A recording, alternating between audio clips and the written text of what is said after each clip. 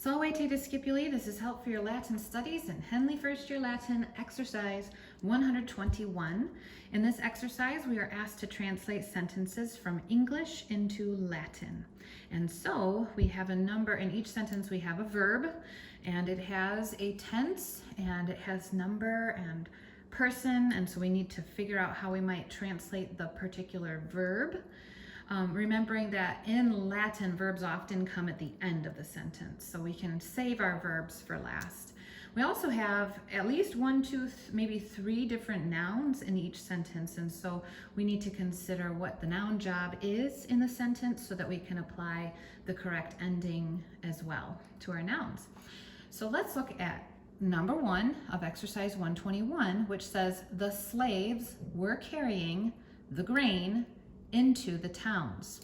All right, so right away I know that our subject is slaves, which means we need a nominative plural ending for the word slaves.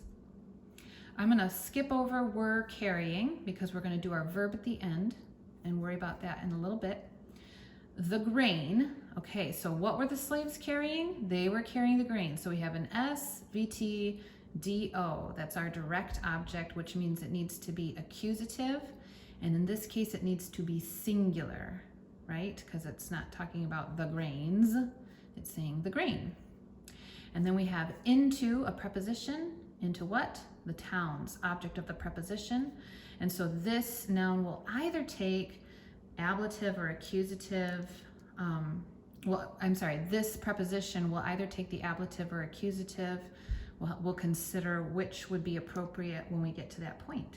So let's just start with our subject, slaves.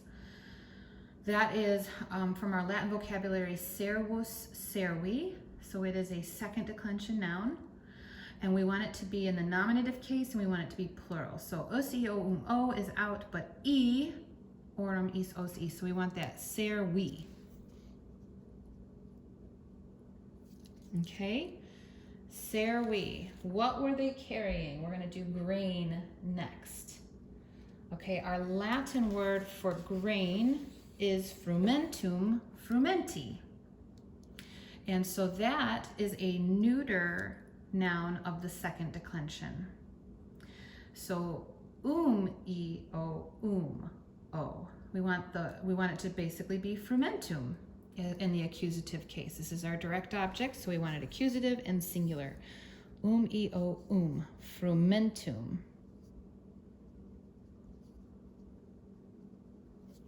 Make sure I get my macrons in the right place. It's something I am still working on. Okay, so servi, frumentum, and then we have into the towns. Well, into is from the preposition in Latin. That little preposition in has many different but similar translations. It can mean in, it can mean on, it can mean into. And we'll remember, as we learned about this preposition in the past, if it's a station, if the object of the preposition is stationary, if it would be translated as something that's just is, it's there, it's in the forest, it's on the road, then the object of the preposition would be in the ablative case. But if that little preposition in is trying to communicate movement, they went into, like there was movement towards something, then the object of the preposition would be in the accusative case. So in this case, they're carrying the grain into the towns. There's movement there. So we're going to translate our noun towns in the accusative case.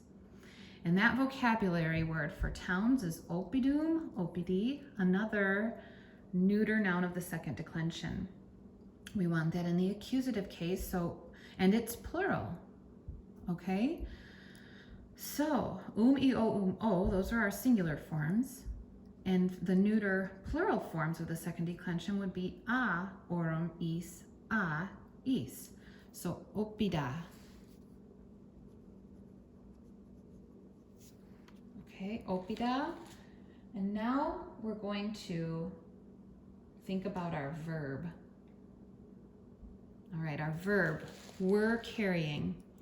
So this is communicating to me, it was in the past. It was continual action happening in the past. They were carrying the grain into the towns. And so I see that as an imperfect tense. And also, I already said this, they, the slaves, who was carrying? They were carrying it. The slaves were. So it's a third person plural, imperfect verb, right? From the past. So I want to look at my imperfect tense, come to plural, come to third, and I'm going to have the ending bunt. Okay, this verb, carry, I carry, to carry, that's going to be porto, portare, portavi, portatus. I want to say portare in the infinitive form to get my stem, porta, and then add bunt, portabant.